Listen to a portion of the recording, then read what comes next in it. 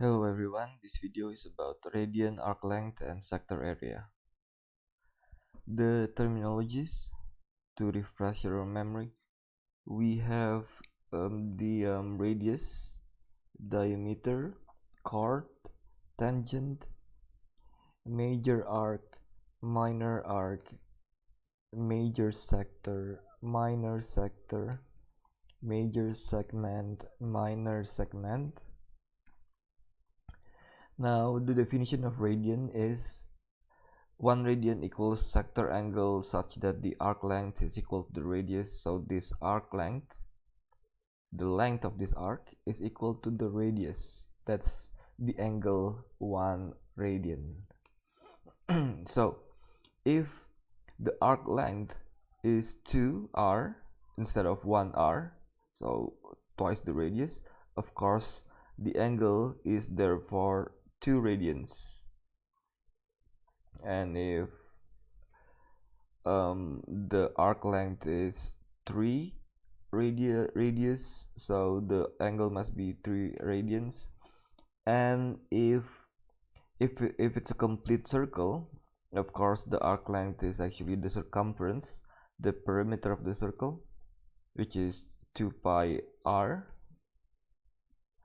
and that is why the center angle for one full circle or one full cycle is 2 pi radians.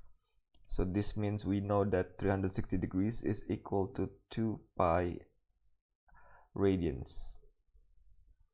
Okay, this is in radians. So we can use this to convert between radians and degrees.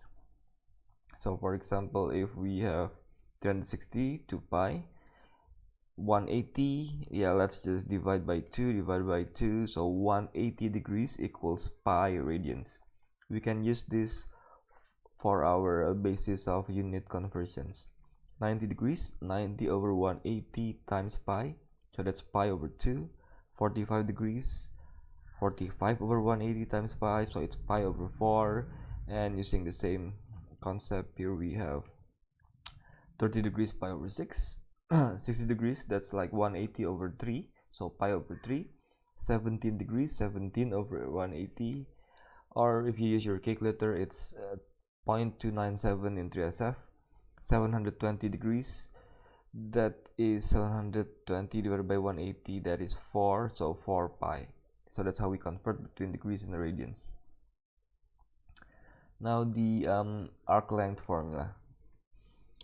If we have a full circle, of course the arc length would be the circumference, which is 2 pi r. And if we have a semicircle, it's half a circle, so the angle here is 180 degrees. This full circle 360, half a circle 180 degrees, the straight line.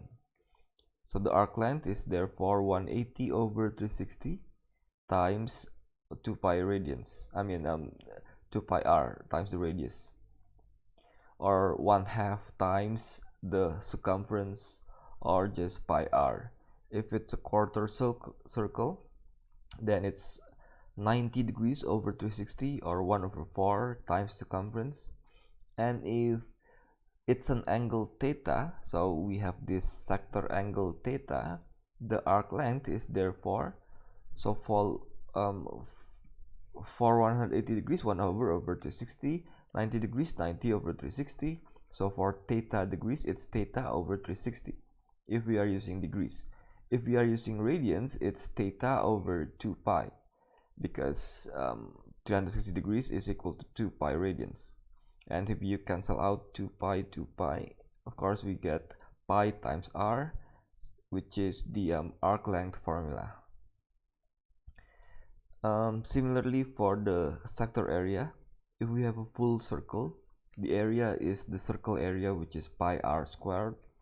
If it's a semicircle, using the same concept, the ratio of the angles 180 over 360 times pi r squared. And if it's a quarter circle, 90 degrees over 360 degrees times pi r squared. If the angle is theta, theta over 360 degrees.